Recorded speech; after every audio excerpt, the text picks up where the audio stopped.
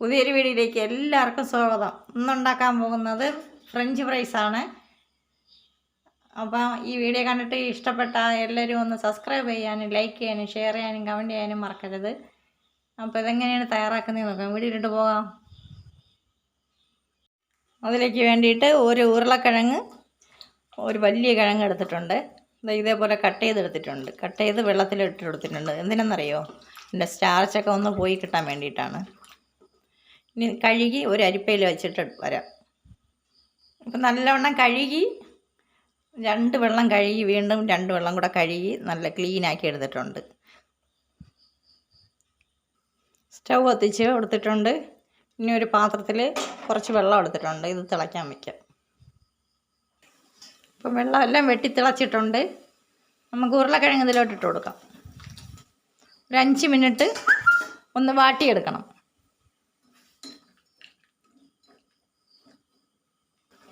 അപ്പോൾ നമുക്ക് ഇത്രയും മതിയാവും. ഒരരിപ്പയിലോട്ട് മാറ്റാം.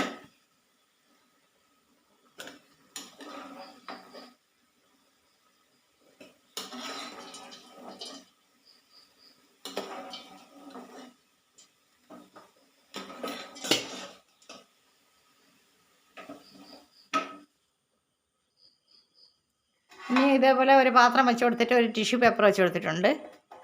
ഇനി ഇതിലോട്ട് തട്ടി കൊടുക്കാം. ഇനി ഇതിൻ്റെ ഈർപ്പമൊക്കെ ഒന്ന് ഒപ്പിയെടുക്കാം.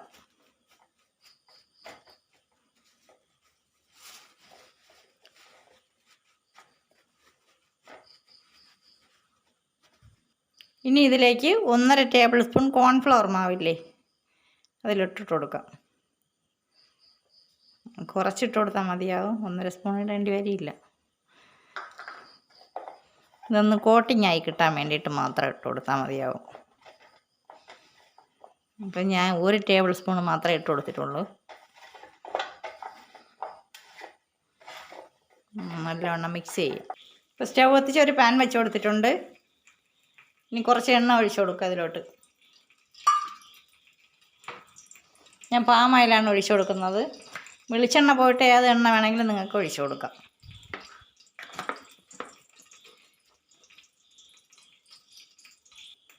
അപ്പോൾ എണ്ണ എല്ലാം ചൂടായി കിട്ടിയിട്ടുണ്ട്. നമുക്ക് എണ്ണയിലോട്ട് ഇട്ട് കൊടുക്കാം. 2 പ്രാവശ്യമായിട്ട് വറുത്തെടുക്കാം.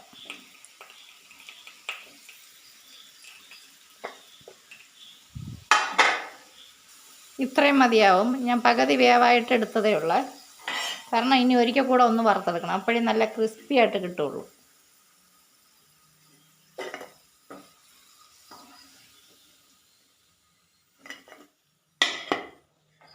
ഇനി ബാക്കിയുള്ളതും കൂടെ ഇട്ട് കൊടുക്കുക അതിലോട്ട്. കയ്യിൽ എണ്ണ വീഴുന്നു കേട്ടോ, ചൂടെണ്ണ.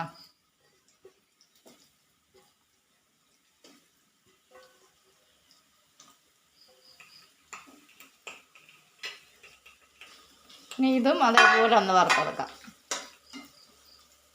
ഇത് ലോ ഫ്ലെയിമിലാണ് സ്റ്റൗ വെച്ച് കൊടുത്തിട്ടുള്ളത്. ഇനി അടുത്ത് വറക്കുമ്പോൾ നല്ല ഹൈ ഫ്ലെയിമിലിട്ട് വറക്കണം. ഞാനിനി ഇത് വേറൊരു പാത്രത്തിലോട്ടാണ് മാറ്റുന്നത്. കാരണം ആദ്യം വറുത്തത് നമുക്ക് ആദ്യം വറുത്തെടുക്കണ്ടേ, അതിലേക്ക് വേണ്ടിയാണ്. കുറച്ചും കൂടെ ഒന്ന് എണ്ണ ഒഴിച്ചു കൊടുക്കാം. ചൂടായിട്ട് ഇട്ട് കൊടുക്കാം. ഇപ്പോൾ എണ്ണ ചൂടായിട്ടുണ്ട്. ഇനി ആദ്യം വറുത്തത് ഇതിലോട്ട് ഇട്ട് കൊടുക്കാം. ഞാൻ ഹൈ ഫ്ലെയിമിലാണ് വെച്ച് കൊടുത്തിട്ടുള്ളത്.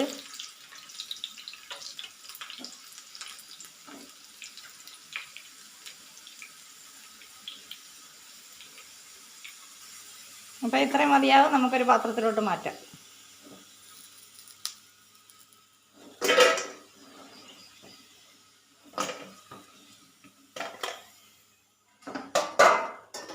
ഇനി ബാക്കിയുള്ളതും കൂടെ ഇട്ട് കൊടുക്കാം.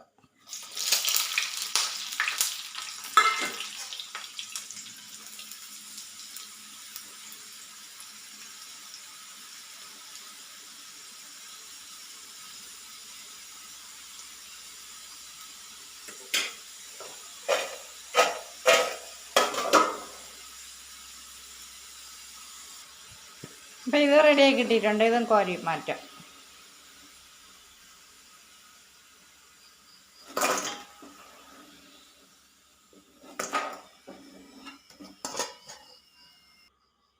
അപ്പോൾ എല്ലാം വറുത്തെടുത്തിട്ടുണ്ട്. ഇനി കുറച്ച് ഉപ്പും കൂടെ ഇട്ട് കൊടുക്കാം. കണ്ടില്ലേ, നല്ല ക്രിസ്പി ആയിട്ട് കിട്ടിയിട്ടുണ്ട്.